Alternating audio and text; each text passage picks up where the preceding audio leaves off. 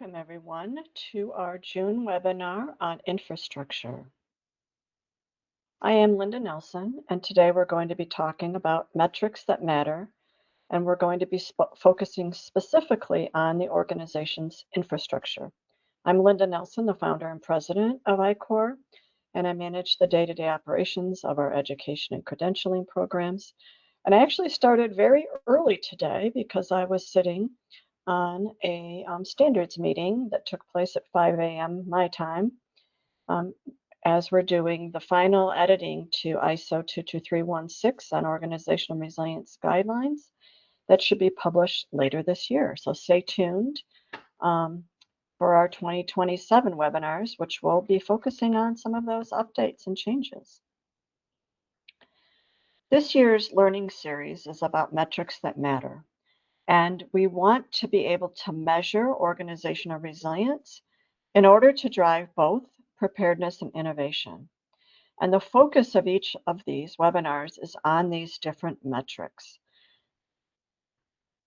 If you've missed any of the ones that have run previously in February, we did an introduction, so you had kind of a big picture. The March webinar had to be deferred until April, where we talked about leadership and strategy metrics, which is part of Dimension 1.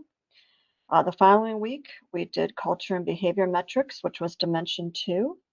And last month, we were honored to have Bassem Obaid from the United Arab Emirates, who shared with us best practices for Dimensions 1 and 2.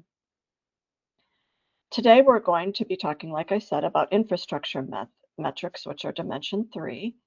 Next month, we'll be focusing on Dimension 4, which is on preparedness and managing risk metrics, which many of you will find that that's kind of your bailiwick or where you feel the most comfortable. And then we'll welcome Bassem Obaid back again in August, where he can share best practices that he's seen in conducting these organizational resilience capability assessments for both Dimensions 3 and 4. In September, we'll finish up with continual improvement and innovation metrics, followed again in October with Bassem talking about best practices for Dimension 5. And we'll finish up in November with building an agile improvement process metrics system. And I just want to invite you that if you'd like to get a certificate of completion for attending these, you can attend any of these webinars. They're posted on our website as well as posted on our YouTube channel. So you can attend them whenever you'd like and just send us an email and you'll be able to get credit for those at the end of the year. We'll send out your attendance certificates. So today our purpose is to learn how we measure organizational resilience using our organizational resilience capability assessment tool. We're going to focus on Dimension 3, and we're going to review each of the 3 strategies for Dimension 3. And as we do that, you're going to have the opportunity to answer questions about those capabilities and behaviors, and then to see how you score. So I'm going to use the old get out your pencil and piece of paper to do your scoring. But it might be worth your while because the polls, we can't do a poll on every single question or we'd be here all afternoon. But we can go through the questions and the sampling of the questions that we're going to share here.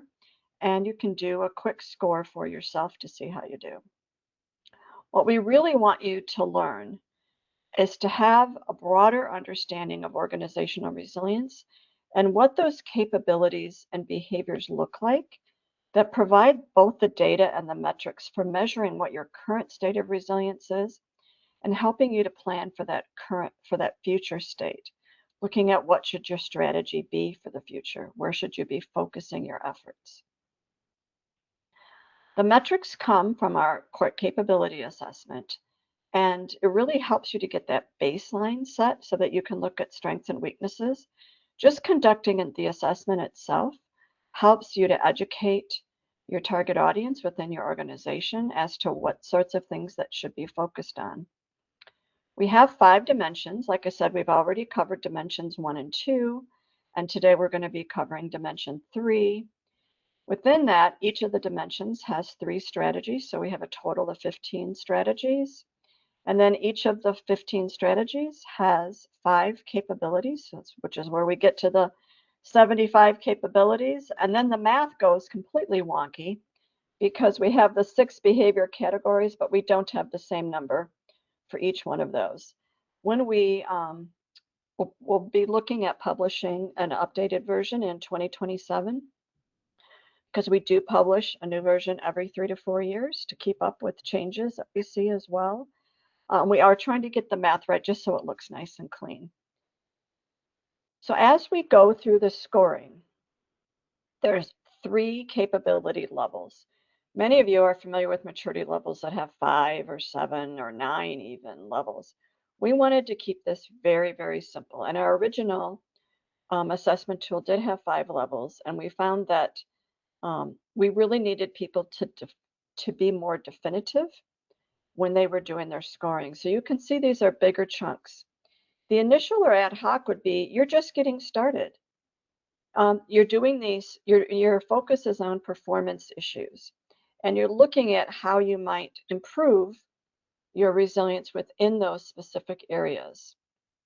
This is also a way that you can score something being in the place 0 to 49% of the time. So here we've got almost half of your points being in number 1. There's nothing to be feared or to be embarrassed about getting 1 star, because if you're just starting this, which I'm going to just say most organizations are, that's where you're going to start. So that's where you're going to score, and that's okay. The second level is being defined and being quantitatively measured or managed, which means you're starting to do some measurement. You're being more controlled in what you're doing, which brings you from that kind of reactive and intuitive space to a more capable space. And here you're focusing on achieving both project and organizational performance objectives.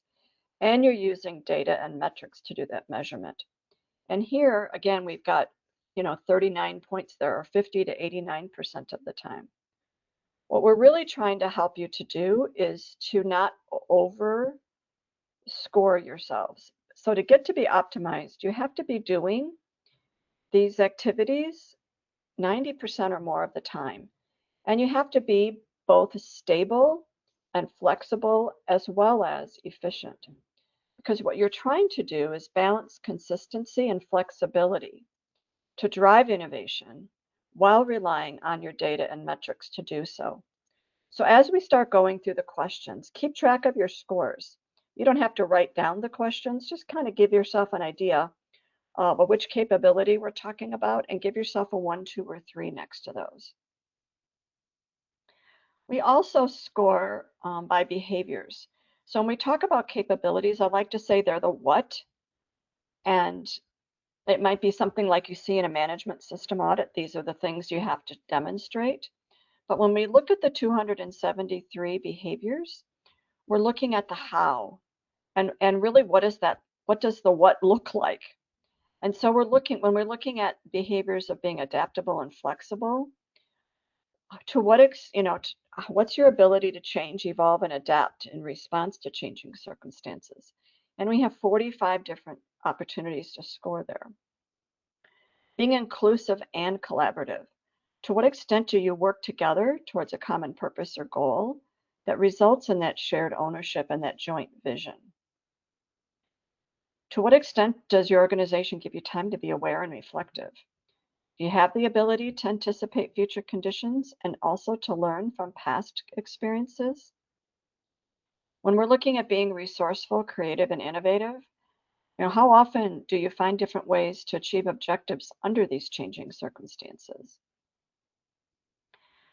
When we're being diverse and integrated, it's really important that you recognize the importance of the diverse nature of your people and how you integrate that working environment. So not just the diverse nature of your people, but the diverse nature of the products and services that you sell, and making sure that that's all aligned with that working environment. And finally, being prepared, robust, and redundant.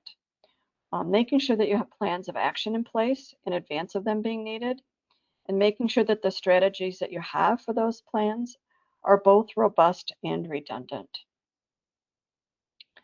Like I said, today we're going to be looking at infrastructure. So we're going to start with looking at the agile workplace, and we're going to look at the resilient workforce as well as the resilient facilities. And I might actually have those out of order, so we'll just see in a moment.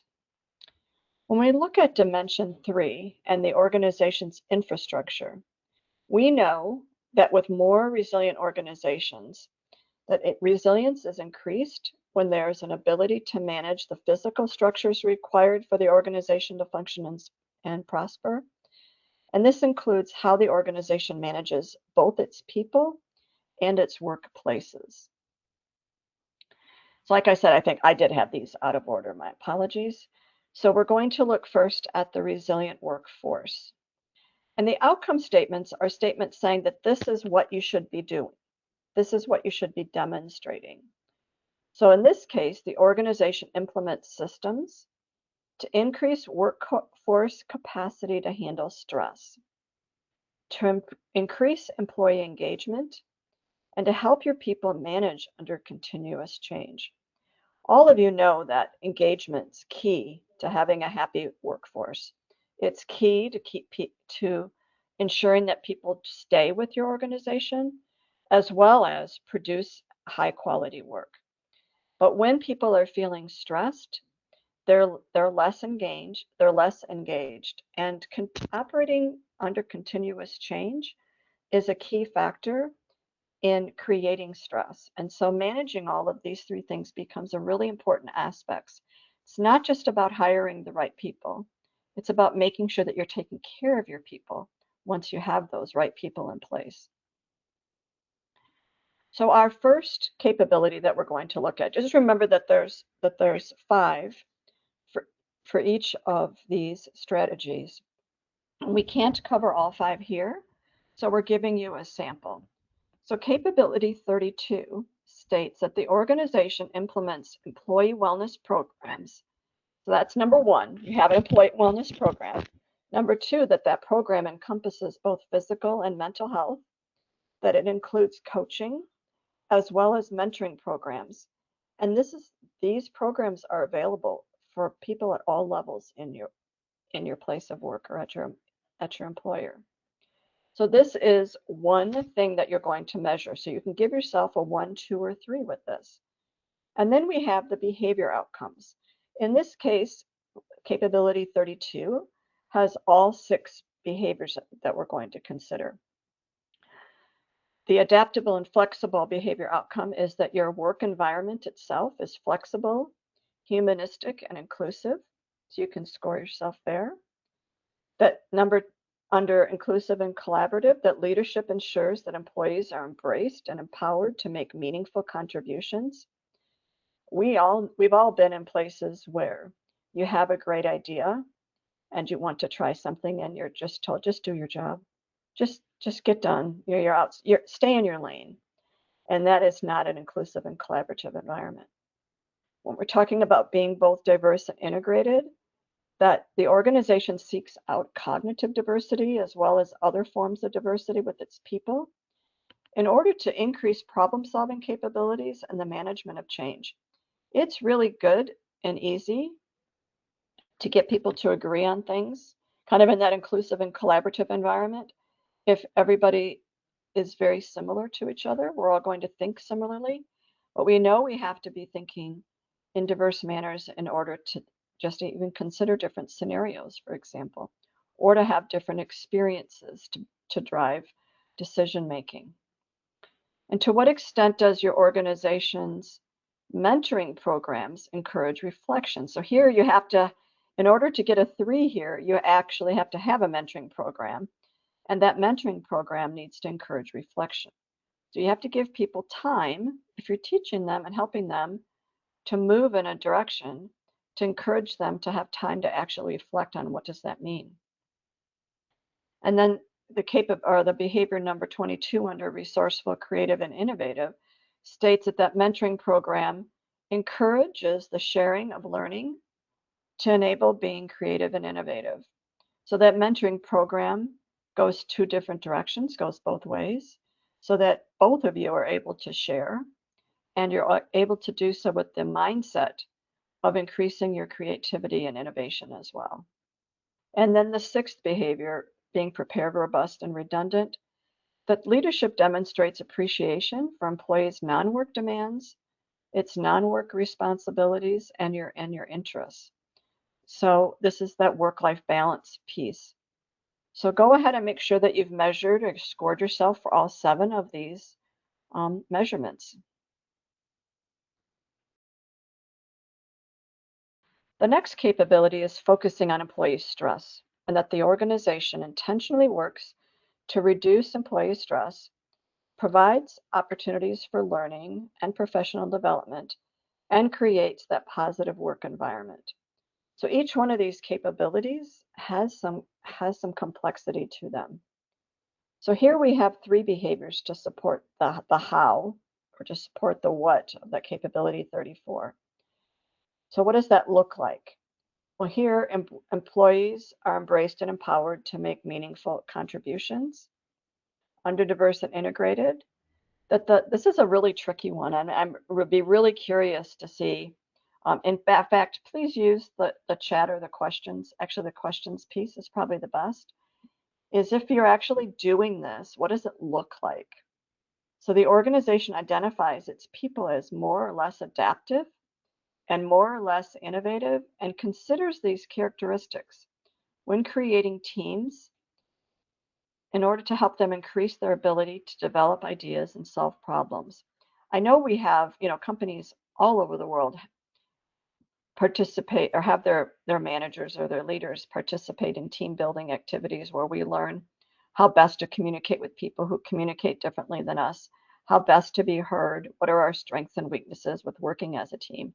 But are those workshops or things that you're doing measuring about being adaptive and being more or less innovative? So we have to start looking at, if we're valuing that type of employee, how do we know who's got which skill sets, and how do we know who to identify as both for the strengths but also for the weaknesses to help them, and focus that on that with their professional development and learning, because all of these things are learned behaviors. And the last one here about being prepared, robust, and redundant is to make sure that employees are aware of how they contribute to the organization's resilience by understanding their role in being prepared and managing risk. If your organization follows any management system standards, which is really about managing risk in some aspect, all of those include a clause that said that employees need to be aware of the program itself and that system itself. So here we're talking about, when your organization is working on its resilience, whether it's sitting at operations level or at the strategic level, do people understand their role? And the final capability that we're going to look for under the resilient workforce talks about, to what extent does your organization nurture and retain talent by fostering that inclusive employee experience and rewarding and recognizing performance. And we have 4 behaviors to look at for this. That the organization implements targeted interventions to enhance feelings of inclusion for their employees. I think this is something that's really suffered since the pandemic with so much remote working, is feeling included, feeling like you're part of a team, and really getting to know people outside of a meeting environment. And this is, when we talk about balancing all, and we're going to talk more about this in the workplace piece, but when we're talking about having people feel less stressed and part of that resilient workforce, and the need to be able to work remotely to do that, has an impact on people's feelings of inclusion. So we have to balance that and figure out what does that look like in 2026. That we're specifically looking at diversity in teams and work units, and that they serve as a source for that heterogeneous perspectives. We also, I'm sure you've all worked on multidisciplinary teams. but to make sure that this is very intentional and that how that is chosen and who's chosen to be on that using what criteria becomes a focus of this behavior outcome. Also, to what extent does the organization recognize that communication is a powerful tool that drives the culture of the organization and increases transparency? And finally, that leadership understands that workforce diversity provides a larger pool of resources that can be helpful in dealing with unexpected problems and plays an important role in just reducing errors themselves. So go ahead and score yourselves on these 5 measurements. And now we're going to take a poll just because of the tool that we have in place here for GoToWebinar. We can only ask, 3 questions. So we're going to be looking at capability 32 plus 2 of the behaviors. So let me go ahead and launch that first poll for us.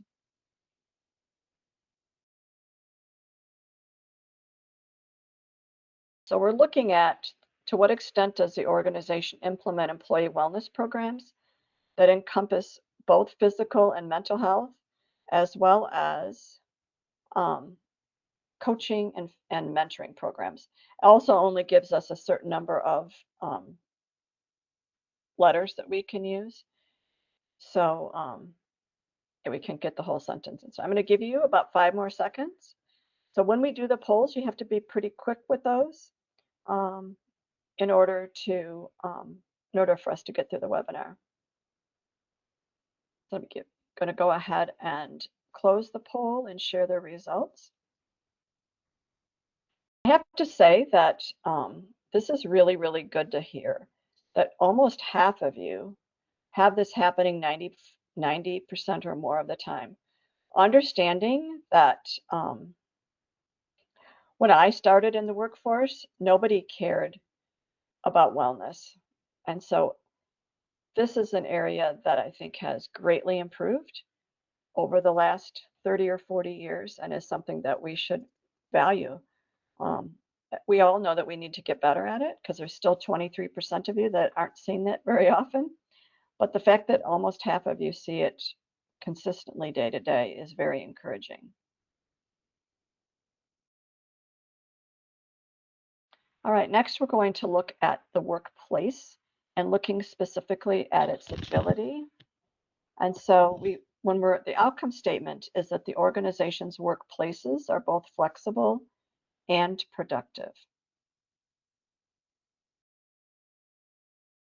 First capability 38 that we're going to talk about under the Agile workplace is the organization's workplace design allows its people to work in as agile manner as possible given the type of work being conducted. So one of my kids works in a laboratory. Guess what? He has to go to work every day. That's the way it is. There is no remote work. Every once in a while, he can work from home if he's doing a report, but 95% of the time, he needs to be in his lab in order to do his work. So I know we talk about employees, which is under adaptable and flexible, having the opportunity to choose where to work based on the type of work being completed. But for many of us, where you work needs to be in a specific place in order to get that job done. But then we're looking at to what extent does the workplace design encourage natural collaboration and allowing the colleagues to get to know each other and to build those strong social connections. This is something now that not just the workplace design, but if you have a largely remote workforce, you're going to have to be more intentional about building those strong social connections. And to what extent does the workplace itself allow its people to be resourceful, creative, and innovative?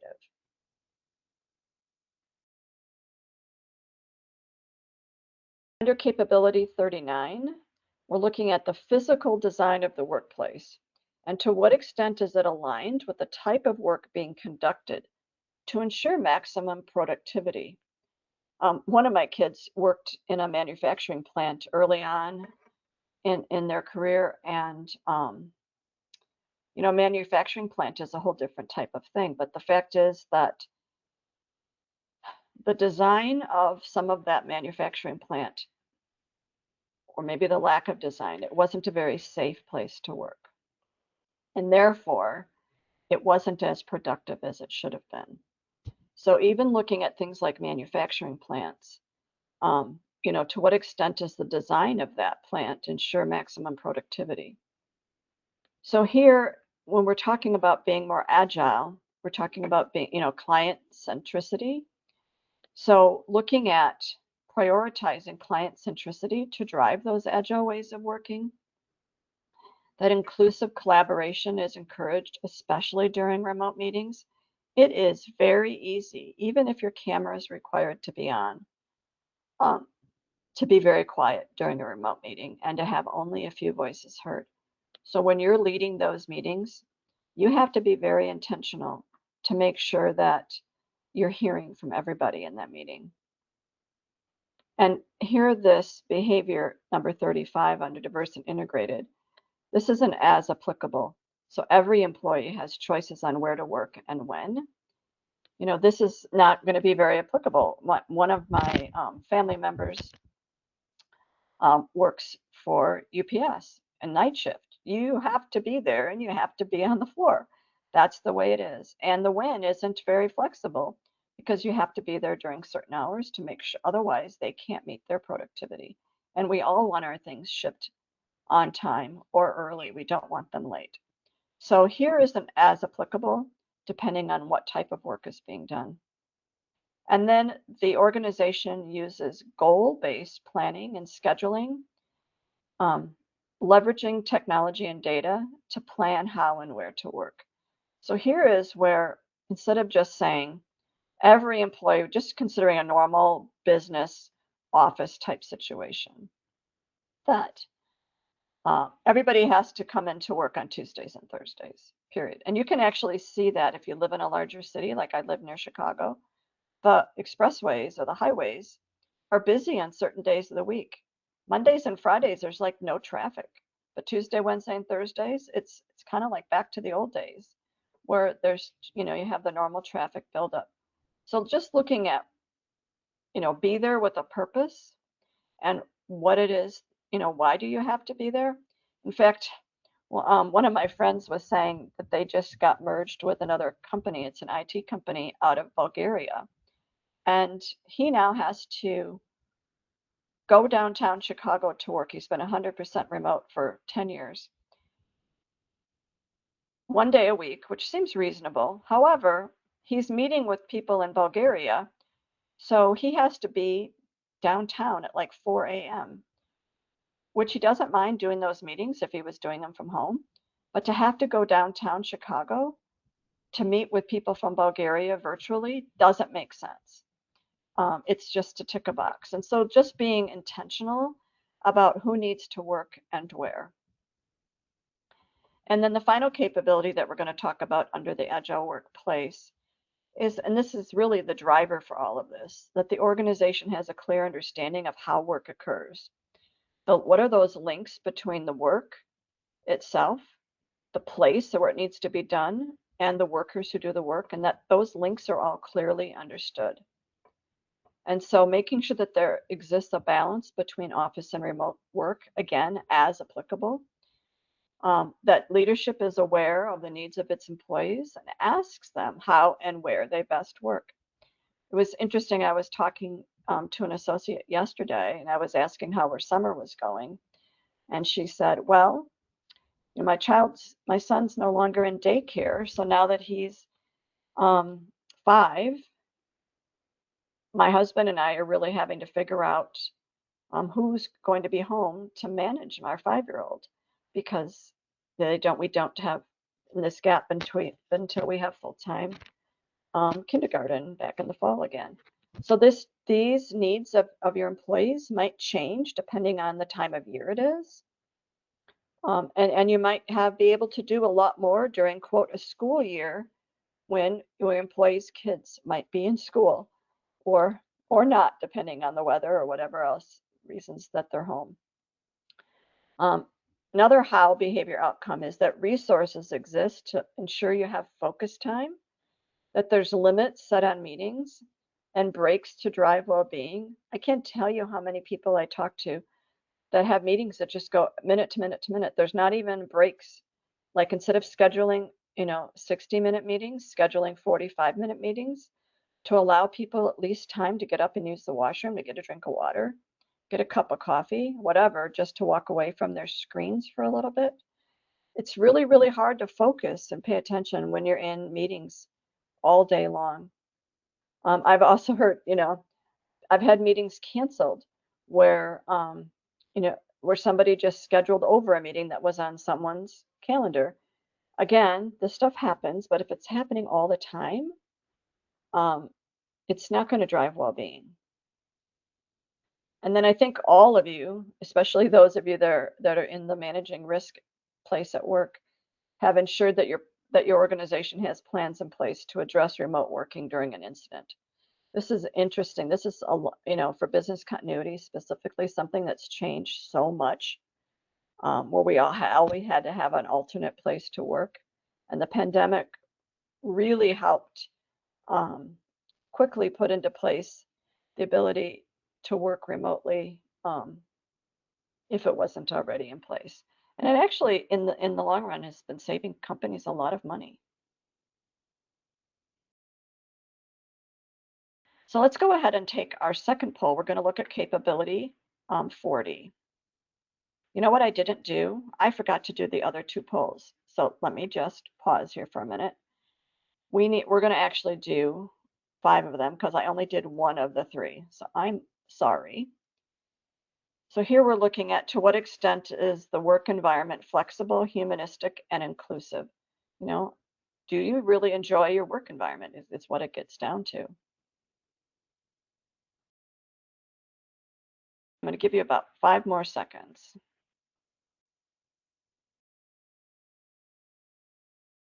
And this is interesting, that the number of 90% or more of the time is the same as the previous one, but in this case, we got a little higher score with the 50 to 89% of the time. And again, feel free to use the questions um, to be able to put any comments in that you would like. All right, the third one that I was supposed to do under the dimension, under that first strategy, is that leadership demonstrates appreciation for employees' non-work demands, non-work responsibilities, and personal interests.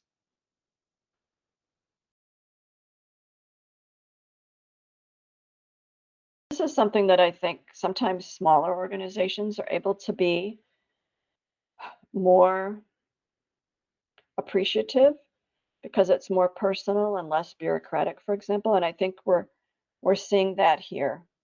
All of a sudden, you're seeing 64% of the people say that that's 50 to 89% of the time. And here is where you'd really want, if I was doing this assessment, I would want to know, did you put yourself at the 50% or at the 89%? Because it makes a difference here.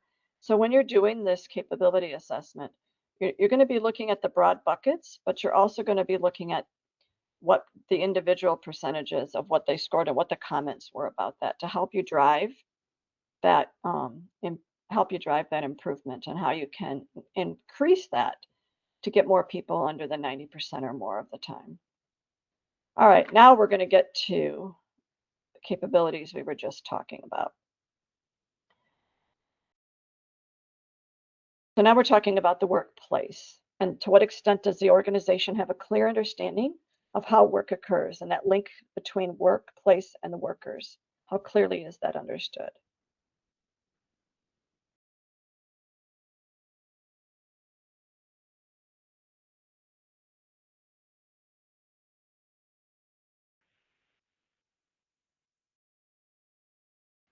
All right, here it looks like about 62% of you um, showing that to be in that middle score of the two stars, or the 50 to 89% of the time, which is what's expected, by the way.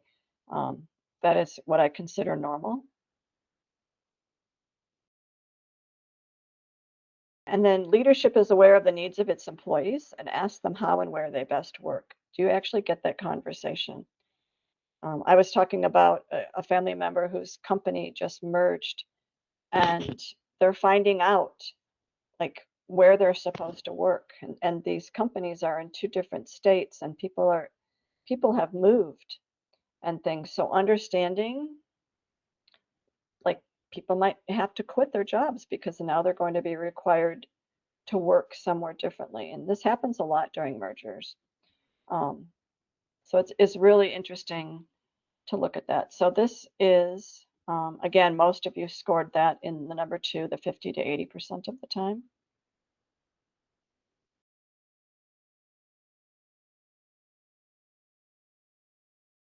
All right, and we'll do the last one here. So again, my apologies for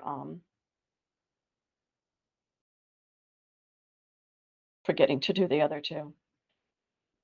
And here's focus here is on resources to give you some time to focus. To what extent are there meeting limits, and to what extent are you able to have breaks to really take care of yourself during the day?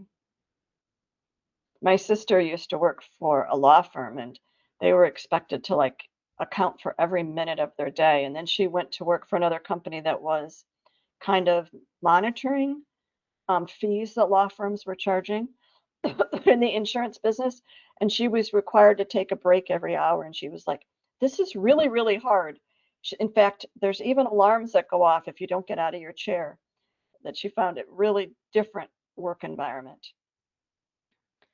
So here we have actually a pretty high score of 32% in the number 1 area. And this one, we're looking at employee wellness, would be a really easy place for your company to make improvements here. And just being aware of the fact that people have so many meetings, and they're not getting the breaks that they need to manage their well-being. It's a message that leadership needs to hear. All right, let's go to the third strategy under dimension 3, which looks at resilient facilities, and that we're looking at the buildings themselves as it relates to facility management. And the definition really for facility management is that the facilities integrate its people, the places, the business processes, and the technology within that built environment. This is like facility management definition 101. And when we look at capability 41, we're looking at the basics. The facility is safe, that you're working on reducing the risk of illness, injury, or exposure to hazardous materials, that there's a formal workplace safety program in place, and that this program is understood by those working in that facility. And if you're in the risk business, this might fall underneath part of the things that you're managing. So again, the actual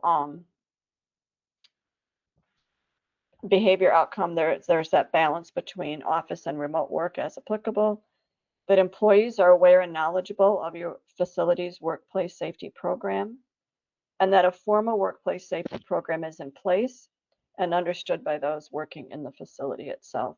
So if you're in a manufacturing facility, that workplace safety program is going to look very different than if you're in a straight office facility. And so understanding those differences becomes important. And then we're looking at the actual environmental stewardship and sustainability. Um, Sustainability and environmental stewardship is not going away. And so some of the basic behavior outcomes for those practices include having an ecologically sound landscape practices to minimize the impact on the environment. And I have to say, depending on where you live in the world, this is going to look totally different. And it might be even within different states in the United States, it looks totally different.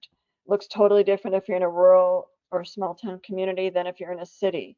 All these things are different. And so you have to look at what is the impact of your organization on the environment, whether that means, you don't even have any landscaping because you're in a high rise, or you've got a big, large campus where there's a lot of greenery.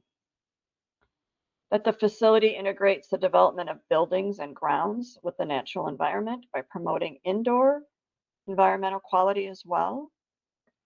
That the facility monitors energy use and resource conservation. to me, this just makes financial sense to do this. That your energy management programs ensure the organization is able to increase efficiency while overcoming budget constraints and other costs. And then finally, that energy use is deliberately monitored, controlled, and conserved with the intent of decreasing utility consumption and overall costs. So if your facility is a data center, it's going to look very different. And if you're a quote AI data center that's now using a lot more water, for example, in a community, all of these things need to be considered. And so when you're looking at your facilities that are part of your organization, really considering environmental stewardship and sustainability is not only regulated in many areas, but an important piece of how you serve the community. Capability 45 is totally different. Here we're looking at, does the facility itself have the capacity to continue to function and operate under extreme conditions?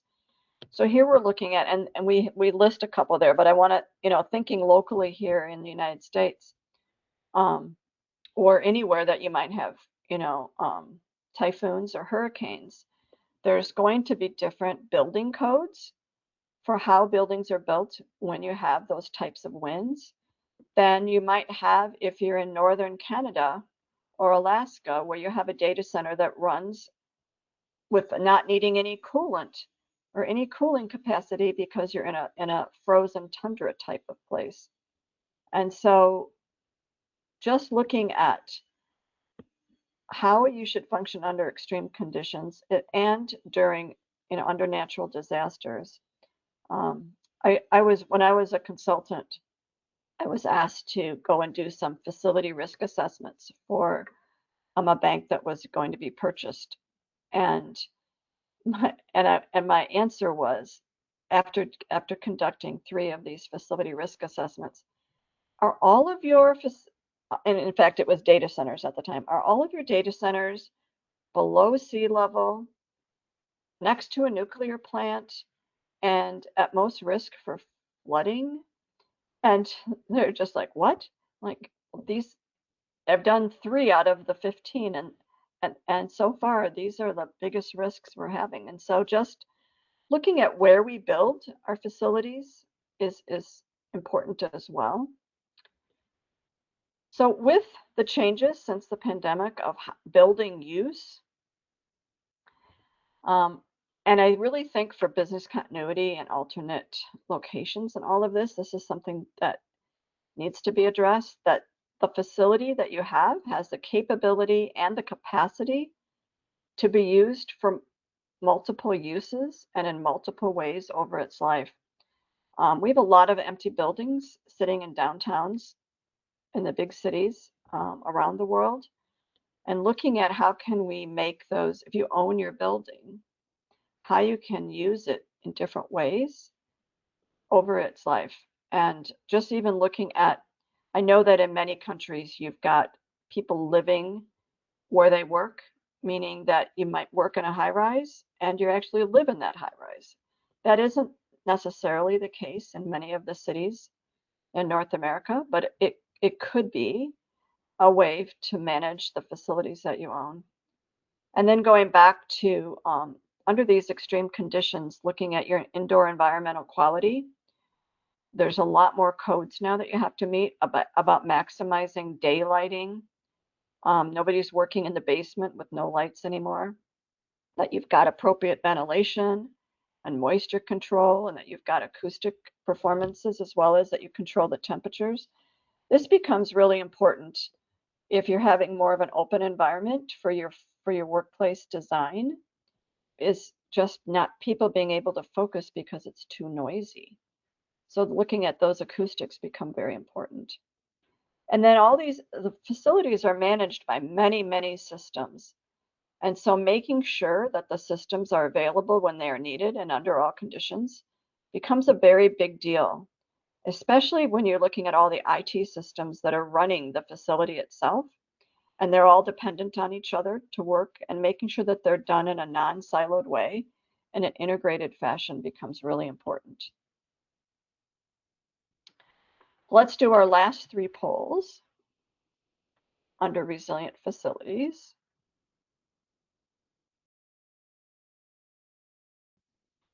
And the first one what we're going to do is to measure to what extent does your facility have the capacity to continue to function and operate under extreme conditions. And for some of us, we live in a place that doesn't have very many extreme conditions, so it's not a big deal. But for others of you, whether you're facing wildfires, whether you're facing flooding, whether you're facing, extreme cold or extreme heat, these become important.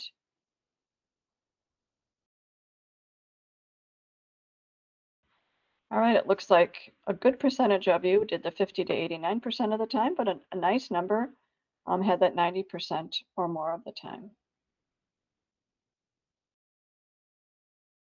I'm actually encouraged by the higher scores. Sometimes these scores are much lower than we're seeing today. To what extent does your facility have the capability and capacity to be used for multiple uses in multiple ways?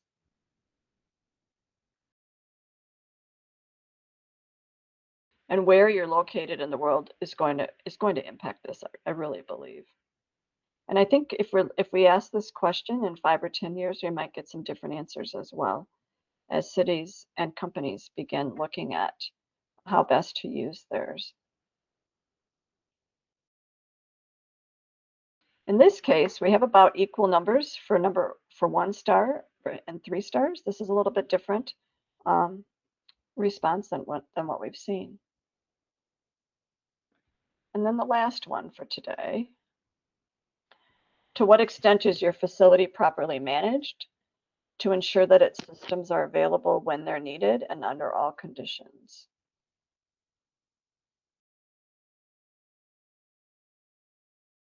When I started in business continuity, in fact, at that time it was called disaster recovery, it was all about having your facility available when you need it and that the systems work. So I would expect this to be something that would be stronger versus weaker because it was the basis.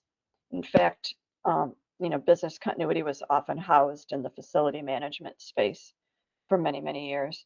And it looks like here that your poll responses have shared that. This is the highest score of any of them for today for the polls, that 90% or more of the time that your systems are managed well. So that really closes out and verifies what we know through other data as well. So how did you do? Go ahead and count up. If you were keeping track, there were 132 total points or total stars that you could get. And I'd love for you to share it in the questions or even in the post if you don't want to share more publicly. If you do this survey after the webinar, to put down how many points that you had, because it's kind of fun to keep track of this. And if you do the other webinars, to be able to count what your scores were and compare by dimension, to start getting an idea. While we were really strong in dimension 1 and 3, but dimension 2 not so much, and then look when we finish all 5 dimensions to be able to compare how you're doing. And remember, these are just a sampling of the total scores that we have. Questions. So go ahead and use the questions pane if you have some questions, and I'm going to go ahead and keep talking just to finish up, and I'll go back and look at the questions if I see any pop up. We do encourage you to take a look at our organizational resilience certification program as a manager, professional, or executive. This is really a program that helps you to become a leader in resilience and your resilience strategy. And its intended audience are those responsible for increasing resilience as well as for managing risk throughout the organization.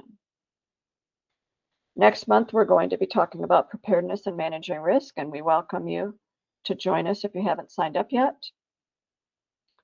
And we just thank you for listening and participating, and contact us if you have any questions and want to learn more. I do see one question, so let me go ahead. The question is, in your experience, how do the scores vary based on sector, transportation versus manufacturing? That's a really great question. I don't think I can answer that, but I'm going to, I think in 2027, we will have conducted enough assessments to be able to give you a better answer for that. Remember that this capability assessment has only been in place since 2020, and it was updated in 2023 based on our learnings as well as um, the learnings from the pandemic. And so our next iteration of this will be based on the learning since 2020, as well as those who've conducted and completed the assessment. So I'm going to actually pause on that question. It's a great question, and we hope to be able to have some information on that in the upcoming months and in 2027. Thank you, everyone, for attending, and we hope to see you next month.